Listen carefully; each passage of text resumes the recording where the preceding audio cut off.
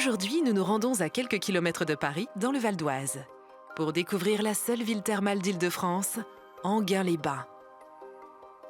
Anciennement répugnée pour son environnement marécageux aux fortes odeurs de soufre, Enghien-les-Bains sut jouer de ses eaux sulfureuses pour devenir une station thermale de renom.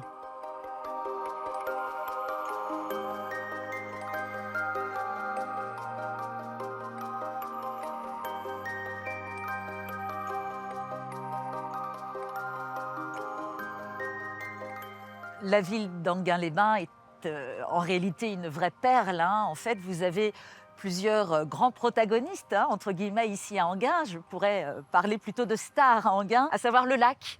Le lac qui est incontournable, un lac qui occupe 43 hectares sur la surface globale du site d'Enghien-les-Bains. Et effectivement, ce lac a réellement constitué la richesse depuis toujours de la ville d'Enghien-les-Bains. Le couple therme casino est bien sûr tout à fait emblématique effectivement du site d'Enghien-les-Bains et tous ces éléments constituent la richesse d'Enghien-les-Bains sans omettre les magnifiques villas, l'architecture tout à fait étonnante ici à Enghien-les-Bains. Nous visiterons aujourd'hui les lieux qui ont contribué à l'attractivité de cette ville lacustre, à commencer par ses ruelles à l'architecture éclectique, aux bâtiments de prestige tels que le casino et son restaurant bistronomique. Nous pousserons également les portes des fameux thermes d'Enghien-les-Bains et voguerons sur le lac qui a construit la renommée de la ville. Visitons ensemble Enghien-les-Bains, l'une des plus belles villes d'Île-de-France.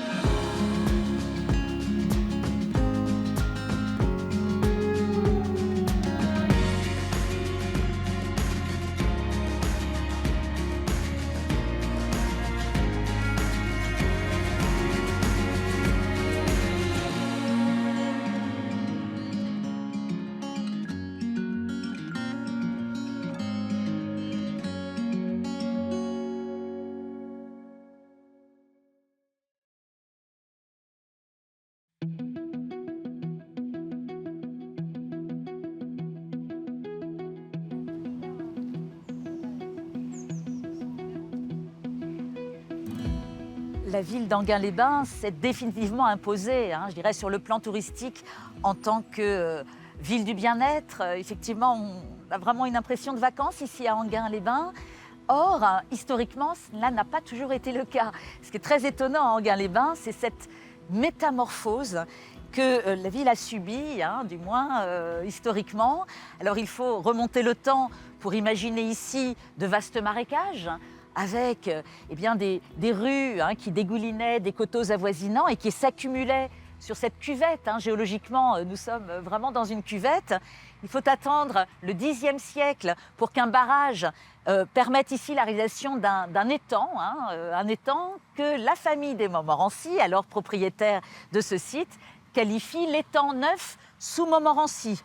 Cet étang est exploité pour bien sûr y pêcher, mais il y a une odeur qui est relativement désagréable sans doute, qui émane de ce site et qui, il faut l'avouer, faisait fuir les quelques passants.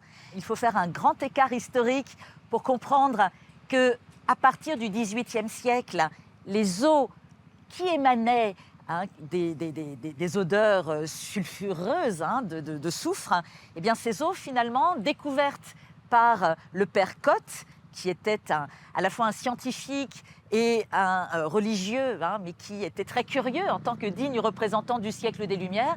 Et c'est ce fameux père Louis Cotte qui comprend que ces eaux sont sulfureuses et qu'il est possible d'en exploiter les bienfaits. Donc là, ça a été, je dirais, le point de départ d'un élan tout à fait étonnant du site, avec effectivement la constitution des thermes. Et puis, à partir du XIXe siècle, là, il y a de riches personnages qui veulent se construire des villas plus belles les unes que les autres.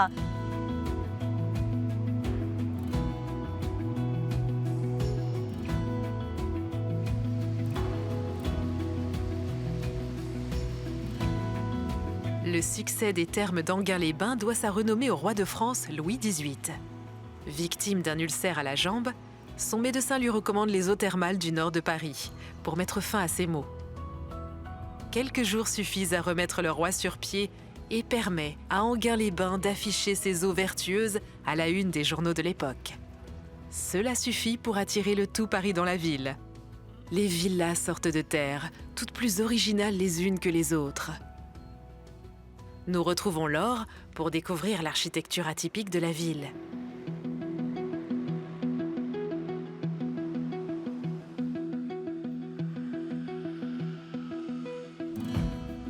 Alors nous sommes maintenant au niveau de l'avenue de Ceinture, non loin de la salle des fêtes d'Enghien-les-Bains. Et cette avenue est l'endroit idéal pour vraiment constater à quel point le patrimoine architectural d'Enghien-les-Bains est d'une richesse exceptionnelle. Effectivement, à Enghien-les-Bains, il y a tout à fait une leçon d'histoire de l'art de bâtir des 19e et 20e siècles. On y voit des styles tout à fait différents les uns des autres. Il s'agit d'un magnifique cocktail qui est ici composé à Enghien-les-Bains, un style que l'on peut qualifier d'éclectique, avec tantôt des maisons d'un style néo-normand tout à fait marquant, et l'on se croirait quasiment à Deauville ou à Trouville. On peut voir en fait des maisons avec un style beaucoup plus classique. On se croirait face à un pastiche de l'époque de Louis XIII. Puis si l'on poursuit, l'on a des villas qui présentent des façades avec, par exemple, de magnifiques marquises. Vous avez également des beaux windows, c'est-à-dire des fenêtres garnies d'une avancée qui sont un clin d'œil un peu à Londres ou à l'Angleterre. Et donc, vraiment, Enghien-les-Bains, il faut s'y promener, il faut lever le nez et voir toutes ces façades. Façades qui, certes, sont magnifiques côté avenue, mais qui réservent la plupart du temps leurs atours les plus beaux côté lac. Il faut vraiment prendre conscience que ces façades bénéficient d'un jardin qui s'avance vers le lac.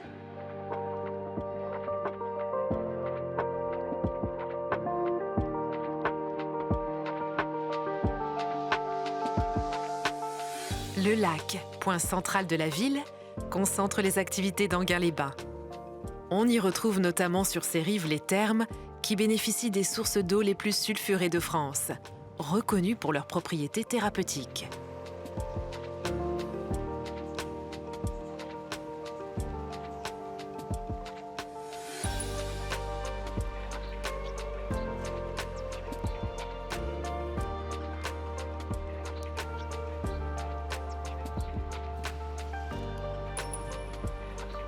Nous nous trouvons dans l'établissement thermal d'Enghien-les-Bains, qui est la seule station thermale d'Île-de-France où nous traitons toutes les pathologies ORL et voies respiratoires. Alors, les curistes viennent à Enghien-les-Bains pour soigner toutes les pathologies chroniques de la sphère ORL, donc les sinusites, les bronchites, certains types d'asthme, des allergies respiratoires, des Covid longs, voilà, toutes les pathologies chroniques qui restent au niveau de la sphère ORL. Pour ça, ils restent 3 semaines avec nous pendant 1h30 tous les jours, 6 jours par semaine, où ils vont avoir 6 soins. Ces soins-là vont irriguer toute la sphère ORL, ça va de l'aérosol, le bain nasal, de l'irrigation, de la pulvérisation.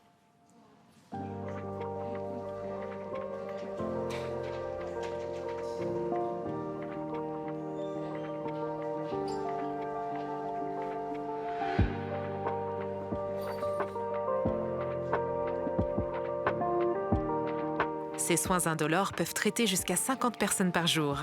Les curistes sont pris en charge tout au long de leur cure dans cette salle blanche, où est implanté le matériel nécessaire au traitement des pathologies. Céline nous explique. La salle de soins au terme d'Enghien-les-Bains est une grande salle multifonction, c'est-à-dire que le curiste vient s'asseoir à un poste, il va garder ce poste-là, il n'a pas besoin de changer de salle. On va adapter des accessoires différents sur le poste en fonction des soins qui seront prescrits par le médecin. Sur les postes des thermes d'Enghien-les-Bains, nous allons retrouver différents accessoires, comme des masques, comme des tuyaux d'irrigation, comme un embout pour la pulvérisation nasale et buccale.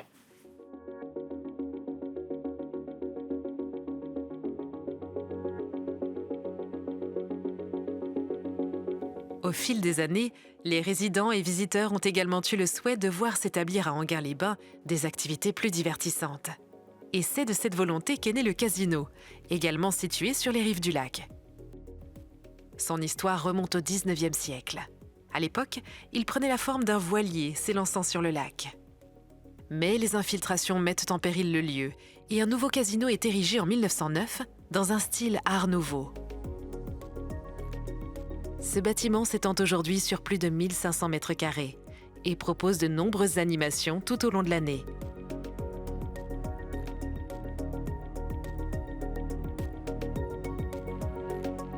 Quand vous arrivez au casino d'Enghien-les-Bains, vous avez plusieurs possibilités. Alors vous avez déjà le théâtre en arrivant, puisque vous avez un magnifique théâtre qui se trouve au rez-de-chaussée. Et puis une fois que vous avez passé le contrôle aux entrées, qui est obligatoire, eh bien vous arrivez au rez-de-chaussée dans la salle des jeux de table.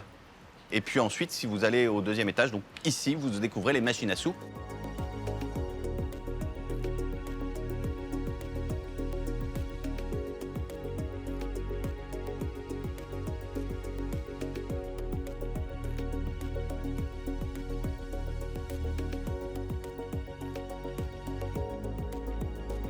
Vous êtes ici dans la salle des machines à sous, donc la salle historique, puisque cette partie-là était uniquement dédiée aux machines à sous à l'ouverture. Il faut savoir qu'avant, c'était une salle de réception. Nous avons ouvert en 2002 avec 130 machines à sous au début. Et puis, nous avons progressivement augmenté notre parc, notre offre de jeux, pour arriver aujourd'hui à 526 machines à sous et 191 postes de jeux électroniques. Donc, quand on dit postes de jeux électroniques, c'est roulette anglaise électronique et blackjack électronique. Alors, pour les machines à sous, vous avez trois types de machines à sous. Vous avez les machines rouleaux, donc les machines historiques, celles où on tire le bras pour faire tourner des rouleaux. Vous avez des vidéos rouleaux, donc là où ce sont des vidéos, tout simplement, des machines en vidéo. Et puis vous avez du vidéo poker, donc le jeu de poker en machine à sous.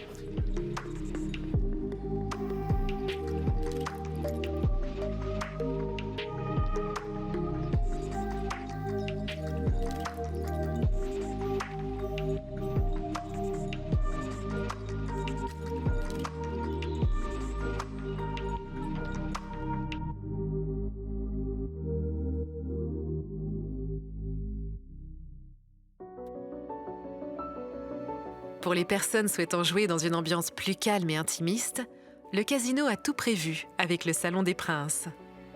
Ce salon de jeu, d'abord réservé à une clientèle luxueuse, accueille désormais de prestigieux événements comme des concerts ou des soirées de gala. Sa décoration majestueuse a été entièrement pensée et conçue par Jacques Garcia.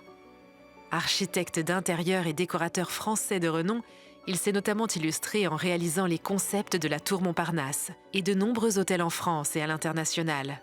Il a également eu en charge la restauration du Grand Hôtel d'Enghien-les-Bains.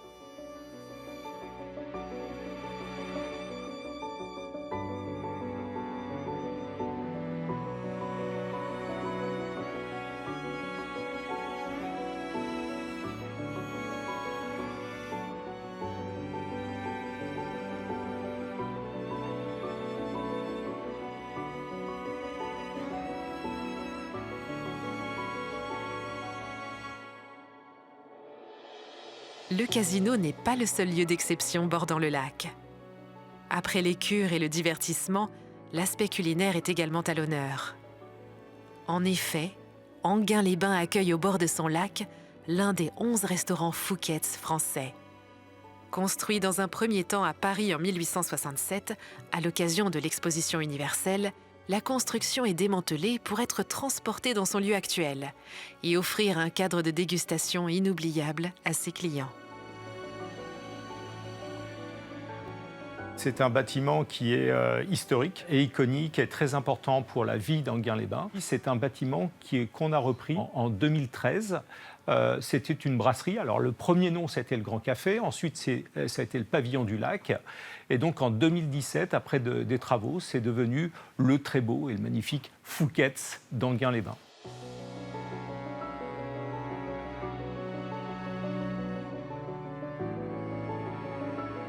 Cet ancien pavillon chinois peut accueillir jusqu'à 130 couverts.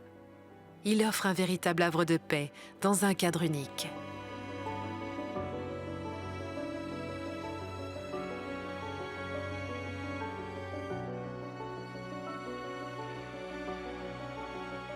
Donc concernant le bâtiment, c'était un pavillon chinois et aujourd'hui nous avons voulu conserver l'architecture et ce qui était très important c'est de rester sur cette ouverture sur le lac. Donc c'est pour ça qu'aujourd'hui vous retrouvez toutes ces baies vitrées avec cette vue imprenable sur le lac. Donc le restaurant Fouquet's offre une carte qui est faite en collaboration avec le chef Pierre Gagnère. Donc nos équipes travaillent toute l'année et c'est en fait, en quelques mots, c'est une carte bistronomique, des grands classiques revisités et tout ça pour le plus grand plaisir de nos clients.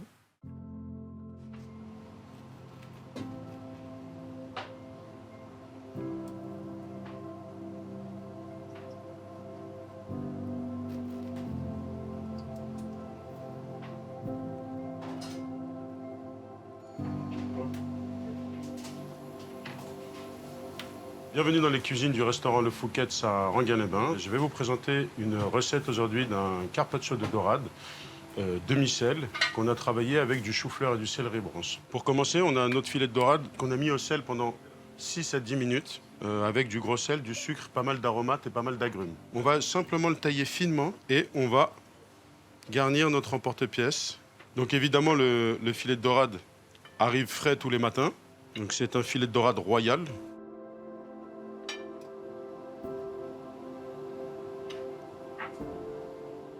Donc notre carpaccio de dorade va être agrémenté d'une petite garniture de saison. Donc vous avez un chou-fleur où on a récupéré des sommités, qu'on a cuit juste 3 minutes en vapeur avec un petit peu de sel et un céleri branche qui est épluché.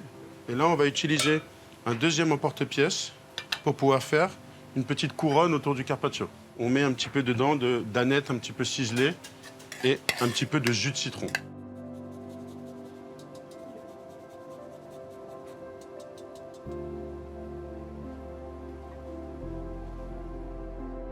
Donc maintenant, on a une petite crème d'Isigny au naturel, juste avec un petit peu de sel et de jus de citron. On va venir réaliser une petite quenelle. Vraiment, c'est pour le côté gourmand de la recette. Donc c'est une crème d'Isigny qu'on n'a pas trop travaillé pour qu'elle garde le côté un petit peu crémeux et pour pas qu'elle soit trop liquide. Et l'idée, c'est de déposer une toute petite quenelle en haut du poisson.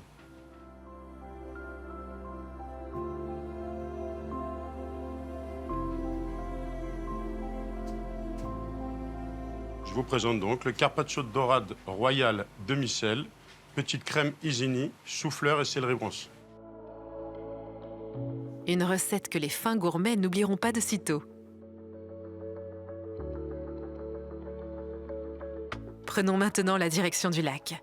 D'une superficie de plus de 40 hectares, il accueille en son centre 2 îles, créées artificiellement au Moyen-Âge par les princes de Condé. L'île Mathilde, en référence au nom de la cousine de Napoléon III, est la plus petite d'entre elles et est restée à l'état sauvage. La deuxième, l'île aux Cygnes, accueille aujourd'hui une base nautique pour les amateurs de sports aquatiques.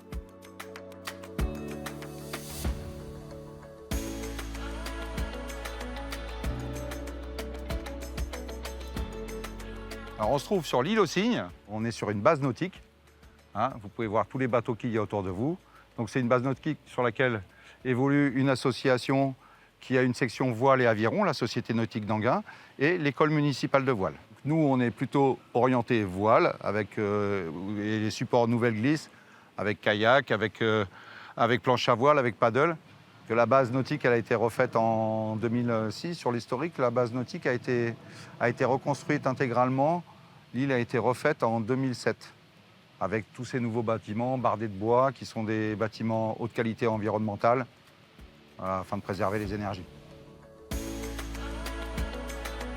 Créée pour promouvoir la voile et l'aviron, la Société nautique d'Enghien continue à faire voguer petits et grands. Elle a même formé plusieurs champions olympiques. Nous embarquons avec François à la découverte des eaux d'Enghien-les-Bains.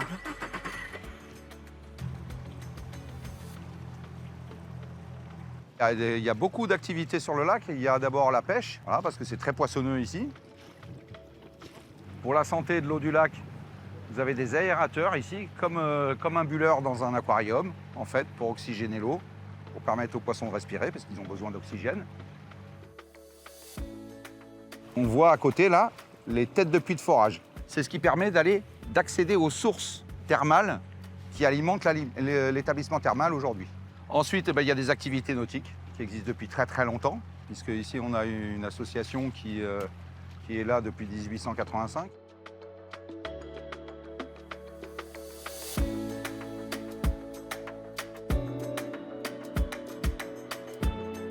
C'est un petit paradis, c'est un écrin au sein de l'Île-de-France, on est très proche de Paris.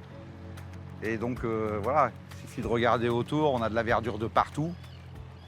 Il y a des arbres qui ceinturent le lac parce que du coup ça permet de maintenir les berges par les racines. On est quand même dans un cadre très proche de Paris qui est très joli.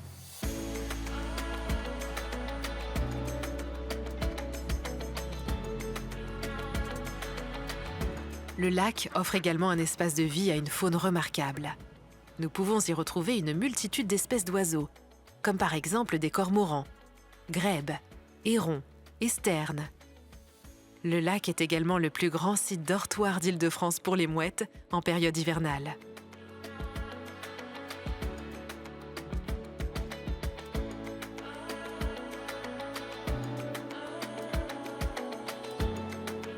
Alors, caractéristique du lac aussi, des bordures du lac, c'est qu'il y a des petits kiosques dans quasiment tous les jardins. Vous voyez qu'au niveau architectural, c'est complètement différent d'une maison à une autre. On a du style mansard ici, du style néo-normand. La villa du lac, elle, a été construite en 2 fois. Donc il y a la partie côté lac qui est d'une façade en béton armé en fait, et de l'autre côté qui est une façade brique.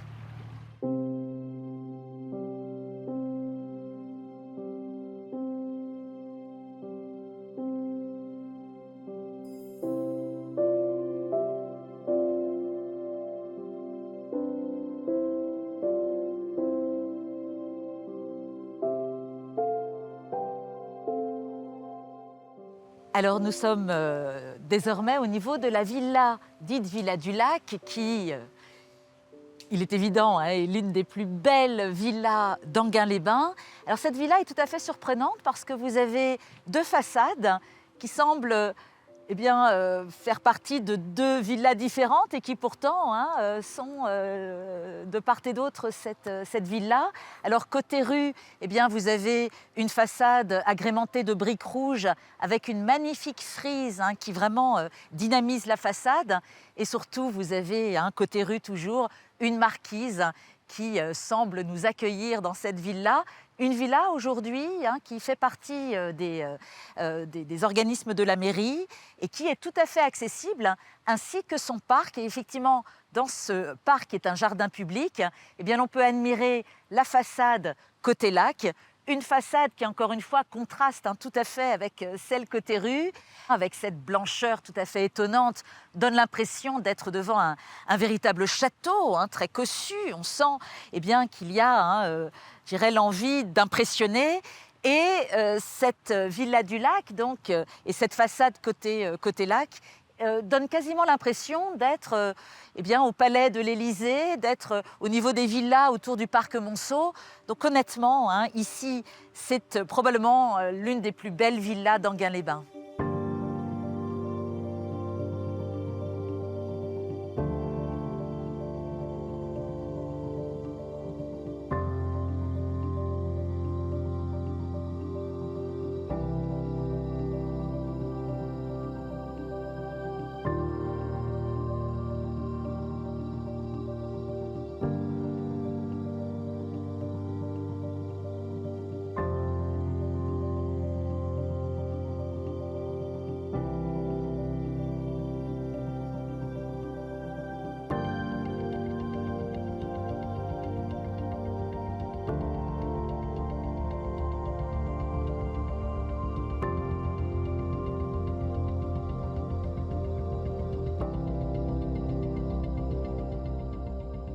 Ainsi se termine notre visite. À la surface de ses eaux et sur la terre ferme, Enghien-les-Bains est une ville aux multiples facettes. Alors que la richesse architecturale de ses rues se conjugue au calme de son lac, les Enghiennois, eux, rencontrent les curistes de passage, le temps d'une partie au casino. Qu'il ait l'esprit joueur, l'âme d'un sportif ou tout simplement besoin d'une parenthèse de quiétude, le visiteur trouvera à Enghien-les-Bains la bouffée d'oxygène dont il a besoin.